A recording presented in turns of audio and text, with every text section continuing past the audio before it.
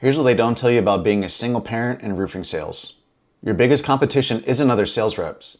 It's your own bank account when the commissions dry up and your kids still need to eat. What's up, Roof Money Pros? Mike here with Roof Money Pro, and my mission is to help roofing professionals like you maximize your careers and build wealth. Today, we're diving into something super personal that hits close to home for me. Until last year, I was a single parent for 7 years. My daughter was 8 when I started this journey in sales and entrepreneurship, and she's now 15. I know exactly what it's like to grind for long hours in sales while worrying about whether you can afford soccer cleats next month. If you're a single parent trying to make it in roofing sales, this video is going to change everything for you. And make sure to hit that subscribe button because I'm about to share the exact financial strategies that kept my family afloat during the toughest years of my life. Let's get real about something most people don't understand. Being a single parent in roofing sales is like playing financial Russian roulette every single month. You're not just dealing with variable income. You're dealing with the pressure of being the only person your kids can count on. When you're married, one person can have a steady paycheck while the other rides the commission roller coaster. But when it's just you, every slow month feels like the world is ending. You close 3 deals in January and feel like a rock star, then February hits and you don't close anything for 3 weeks straight. Meanwhile, your kids need lunch money, the electric bill is due, and you're staring at your bank account wondering how you're going to make it work. The worst part? Traditional budgeting advice is absolutely useless for people like us. Financial advisors love to say just budget based on your monthly income. But what monthly income? Last month you made 8 grand, this month you might make 2. Your income looks like a heart rate monitor on steroids. Here's another challenge that hits single parents in sales harder than anyone else: the hours. Roofing sales isn't a 9-to-5 job. You're out there when homeowners are available, which means evenings and weekends. You're chasing leads during dinner time, climbing on roofs while other parents are at soccer practice. I can't even count how many school events I missed because I was on an appointment. How many bedtime stories have you skipped because you were writing up a contract? The guilt of choosing between your kids' needs and your financial survival is crushing. But here's the catch-22. If you don't work those hours, you don't eat. And if you don't eat, your kids definitely don't eat. You end up relying on family, babysitters, and preschool programs, and sometimes just hoping your teenager can handle things alone for a few hours. Every successful single parent in sales has a collection of guilt stories about times they had to choose work over family time. Here's something I learned the hard way. The stress of being the sole provider will eat you alive if you let it. Every time your daughter asks if she can do gymnastics or your son wants to go on a school trip, there's this voice in your head doing math. Can I afford it? What if I don't close any deals this month? What if the roofing season ends early? I remember lying awake at night when my daughter was 10, calculating how many deals I needed to close just to cover her necessities. Not wants, not luxuries, basic stuff like dental care. That kind of pressure changes you. Single parents in roofing sales make predictable mistakes because nobody teaches us better. You spend like crazy during good months because you feel guilty about all the times you had to say no. Then when the slow months hit, you're scrambling to cover basics. Or you do the opposite. You hoard every penny during good months, living like you're broke even when money's coming in. Your kids grow up thinking money is scary because you're always stressed about it, even when things are going well. Here's where most financial advice gets it wrong for people like us. The 50-30-20 rule isn't garbage. It's actually brilliant for commission-based income. The problem is how people try to apply it. Most folks think you need a steady monthly income to use percentages, but that's backwards thinking. Percentages work perfectly with variable income because they automatically adjust to what you're actually making. Make $4,000 this month? 50% goes to needs, 30% goes to wants, 20% goes to savings. Make $8,000 next month? Same percentages, bigger dollar amounts. The key is understanding what belongs in each category when you're a single parent in sales. Your needs category includes more safety nets than most people require. Your wants category needs to flex more dramatically between good and bad months. In your savings category, that's your lifeline when the commission checks dry up. But before you can use percentages effectively, you need to establish your bare bones budget, the absolute minimum amount of money you need to survive each month. This isn't about your lowest earning months. It's about your most essential expenses. Your bare bones budget includes 5 things only: housing costs like rent or mortgage, utilities and essential bills, food, transportation like car payment and insurance, gas, and minimum debt payments. That's it. No cable, no dining out, no entertainment, no clothes shopping, just survival mode. Add up these numbers and you've got your bare bones monthly budget. Mine was $1,800 when my daughter was younger and we were living in a one-bedroom apartment. This number is crucial because it tells you the absolute minimum commission income you need to generate to keep your family afloat. Once you know your bare bones number, you can build your percentage-based budget around it. If your bare bones budget is $2,000 and you're following 50-30-20, you need at least $4,000 in monthly income to cover essentials and still save. Anything less means you're dipping into emergency funds or going backwards financially. Here's where most people mess up their money management. They try to do everything with one checking account. That's like having one drawer in your house for everything. Tools mixed in with underwear, mixed in with important documents, mixed in with kids' toys. It's a financial junk drawer, and it's impossible to know what money is for what purpose. You need to separate accounts for separate purposes, and this is absolutely critical when you're managing variable income as a single parent. When that big commission check hits, you need to know exactly where every dollar should go before you're tempted to blow it on stuff you don't need. The system I use has 3 main buckets: living needs, lifestyle wants, and future freedom. Each bucket serves a specific purpose, and money doesn't cross over between them unless it's an absolute emergency. Your living needs account. This is your bare bones budget items only: rent, utilities, groceries, car payment, insurance, minimum debt payments. This account gets funded first, always. The money in here is not available for anything else, period. Lifestyle wants account. This is where your discretionary spending lives. Eating out, entertainment, clothes, hobbies, kids' activities that aren't necessities. During good months, this account gets fat. During slow months, it gets skinny, but it never touches your living needs money. Future freedom account, this is actually multiple accounts rolled into one category. This could be your emergency fund, slow season fund, debt payoff money, and investing money all live here. This is the money that's going to change your family's life long term. Now here's the secret sauce that makes this system actually work: account nicknames. Don't just have savings account 1 and checking account 2. Give them names that remind you of their purpose. I named my emergency fund Zombie Apocalypse. My daughter's activity money was called Soccer and Stuff Fund. Your bank lets you nickname every account, and this psychological trick is huge. When you see Vacation Fund instead of Savings Account 3, you're way less likely to rate it for random expenses. When you see Debt Freedom Fund instead of Checking 2, you remember why you're sacrificing now. I've got a complete PDF list of account nicknames that actually motivate you to save. You can download it for free at roofmoneypro.com or hit the link in the description. These aren't boring financial terms. They're names that connect you to your goals and dreams. Trust me, Future Millionaire Fund hits different than investment account. Kids are expensive little chaos machines. They outgrow clothes every 6 months. They break things. They suddenly decide they want to play lacrosse. You can't budget for specific kid expenses, but you can budget for the category. Put $50 a month into the kid fund during slow months and $200 during good months. When school starts and your daughter needs new everything, you're not scrambling to put it on a credit card. Let's shift gears and talk cash reserves. Look, if you didn't have kids, maybe 1 to 3 months of expenses saved would be okay. You could crash on a friend's couch, eat ramen for a month, figure it out. But when you're responsible for your little humans, 3 months is conservative and 6 to 12 months should be your target. Roofing sales has natural cycles. Winter is usually slow, storm seasons are crazy busy, and everything in between is a guessing game. But when you're the only provider, you can't just write out the slow times on credit cards and hope for the best. Your kids need stability, and that costs money every single day. I learned this lesson during my 2nd year in roofing sales. Had a great summer, thought I was set for the winter. Then November hit and it felt like nobody wanted to even talk about roofs for 3 months straight. Here's something that simplifies everything. Your slow season fund can be the same as your emergency fund. You don't need separate buckets for predictable income dips versus unexpected emergencies. Money is money, and cash reserves are cash reserves. Give it a fun nickname to make saving feel less painful. Call it your storm weather fund.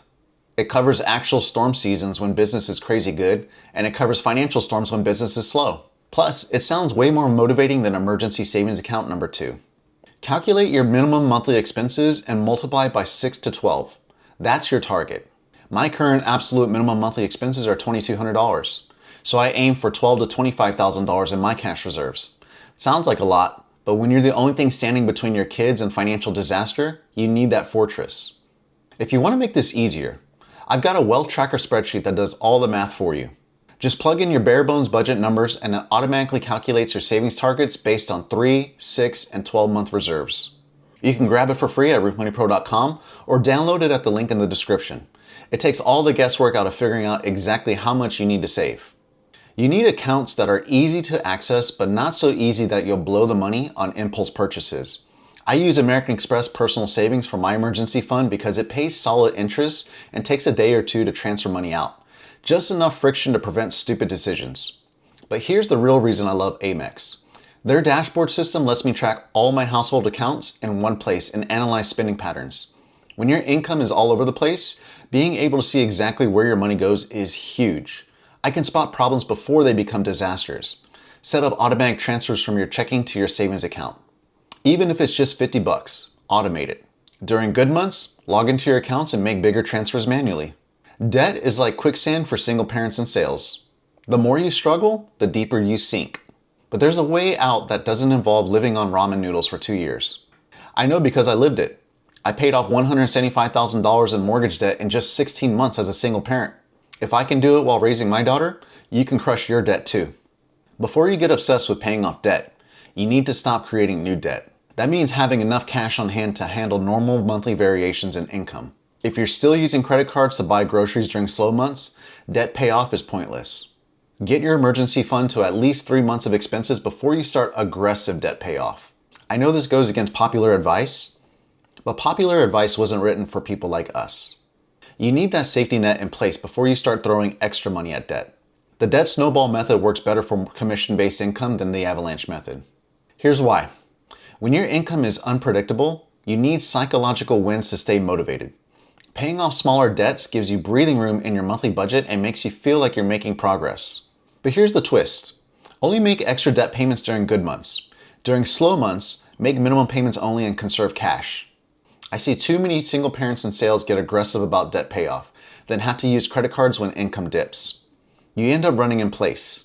Credit cards are not your friend when you're in commission sales. They solve the immediate problem, but make everything worse long term. The goal is to never use credit cards for basic living expenses again. This means living below your average income, not your peak income. If your best month ever was 12 grand, don't build a lifestyle that needs 12 grand to maintain. Build a lifestyle that works on 4 grand, then everything else is gravy. Just because your income is unpredictable doesn't mean your financial future has to be. You can build serious wealth in roofing sales, but you have to do it systematically. Now remember that 50-30-20 rule we talked about earlier? Here's how it creates your wealth building pathway.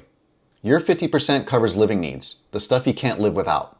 Your 30% handles lifestyle wants, the things that make life enjoyable.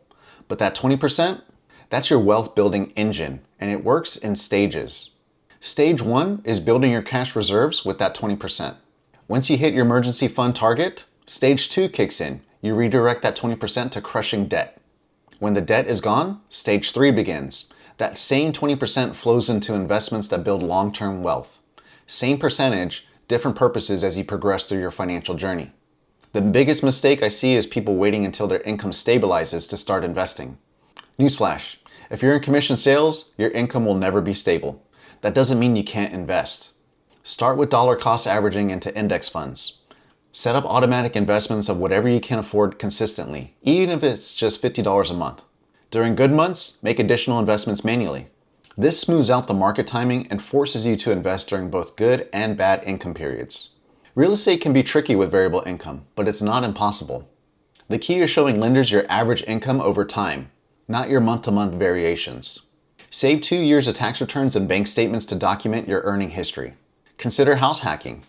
Buy a duplex. Live in one side, rent out the other. The rental income helps with mortgage qualification and provides some income stability. Just make sure you have enough cash reserves to cover vacancies and repairs.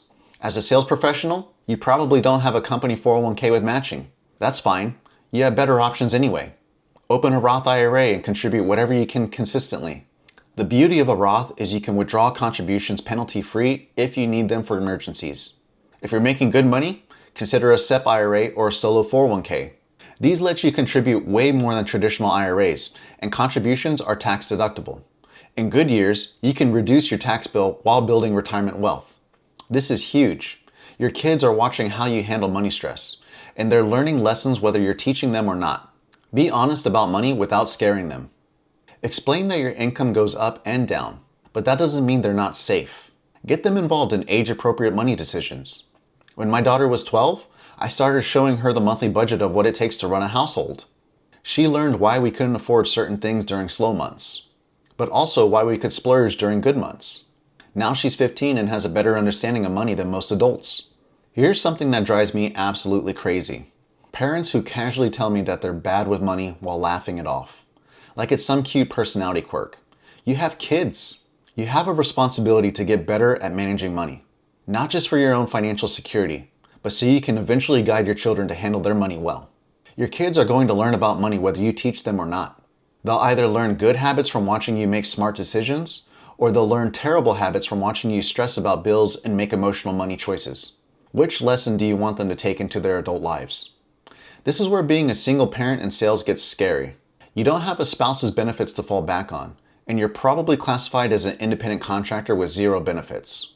But you can't afford to go without protection. If something happens to you, your kids are screwed. That's the harsh reality of being a sole provider. Life insurance isn't optional. It's the most important financial product you'll ever buy. Term life insurance is cheap and perfect for our situation.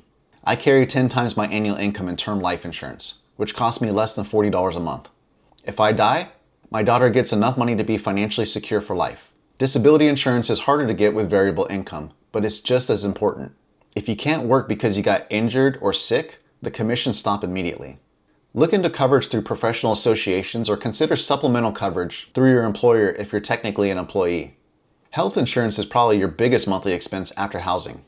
If you're an independent contractor, you're shopping on the individual market where prices are insane. Look for high deductible plans paired with health savings accounts.